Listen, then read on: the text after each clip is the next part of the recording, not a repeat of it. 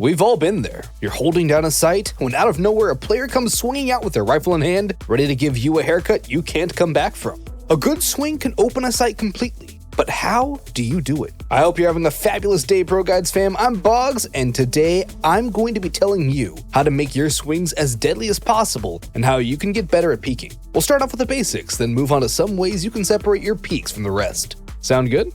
Then let's jump right in. Real quick, I just want to let you all know that we have a 25% off discount going on the website right now. All you got to do is go in, check out, and enter code FPS25 to get that 25% off discount. We're gonna start off with something I'm sure you've heard before, crosshair placement. I know, it's a piece of advice given by just about any decent player, but hear me out. There are only so many ways you can peek into an enemy, but if your crosshair is on their head, you'll ensure the kill faster than they have time to adjust. Having to flick to a target while swinging gives the enemy time to react, whether it be shooting you first or hiding behind cover to use some utility. That element of surprise you get with a peek is crucial to ensuring you get the kill, and once your enemy knows where you are, you're not going to have nearly as much of an advantage as the first peek. Where your crosshair is during a peek will also have an impact on how the fight will go down. If your crosshair is on their head, you'll only need at most a couple of shots to ensure the kill. Having to flick will give them precious time to adjust and react to the headshot of their own. And if you have to duck away into a panic spray, you might only be left with a bit of damage on the enemy before having to fall back, or at worst, you'll be out of the round. Assuming you have your pre-aiming down, the next mechanic we'll have to cover is movement. Counter-Strike differs from other first-person shooters since you have to fully reset your momentum to be accurate, so counter-strafing is king. Strafing is the act of moving using only your left or right movement keys, which we'll assume are A and D respectively. Counter-strafing then is just tapping the opposite key from the one you're swinging with. If you were to swing to the left around a corner holding A, you'll want to tap D to reset your movement, and ideally shoot at the same time. If your pre-aim lands right on the enemy's head, then all you'll need to do is counter-strafe and shoot at the same time to guarantee your kill.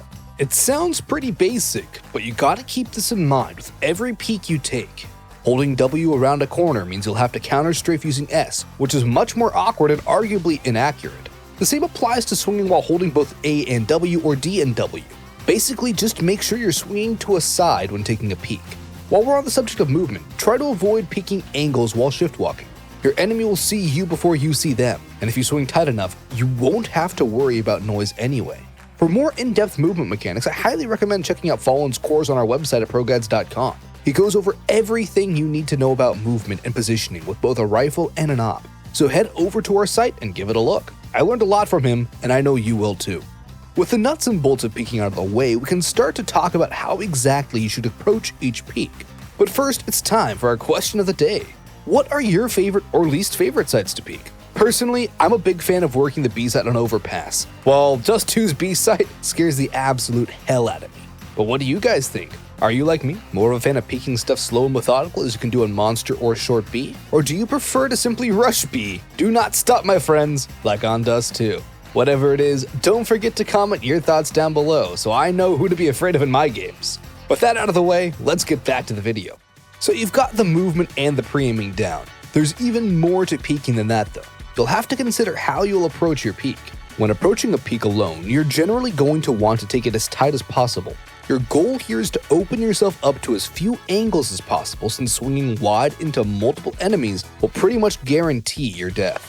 Peeking tight not only makes you a harder target, but also minimizes the noise you make while you peek.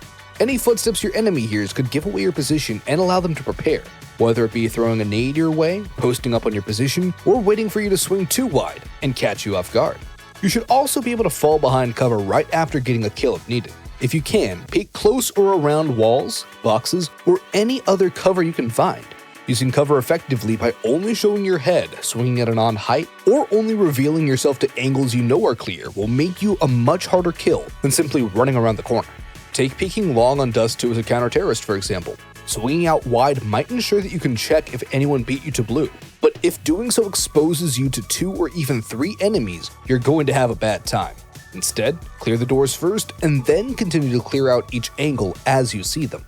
This isn't to say that you can only do tight peeks though. You have plenty of options at your disposal, from shoulder peeks to pre-firing. There are plenty of other ways to make yourself as deadly as possible coming around a corner. Use the info the other team gives you to decide the best approach to each peek. If you think you're pinned down by an op, you might shoulder peek by quickly swinging your shoulder around the corner and back to cover. Enough that the enemy can see a brief glimpse of your body, but not enough that you can see the enemy. Once you hear their shot, you can swing wider and kill them while they try to adjust to your new angle, or throw some utility to stop them from re-peeking. If you hear someone reloading and you think you can isolate them, swing wide and catch them off guard before they have a chance to shoot back. If you know an enemy has held the same common angle for a few rounds, try pre-aiming where their head would be and jiggle out with a burst fire, swiftly shooting a few shots before they would even have time to react. Even crouching around a corner can force your enemy to adjust their aim, giving you time to quickly fire off the shots you need. Once you get a kill, try to find a different way to peek the next enemy, or go for an entirely new angle.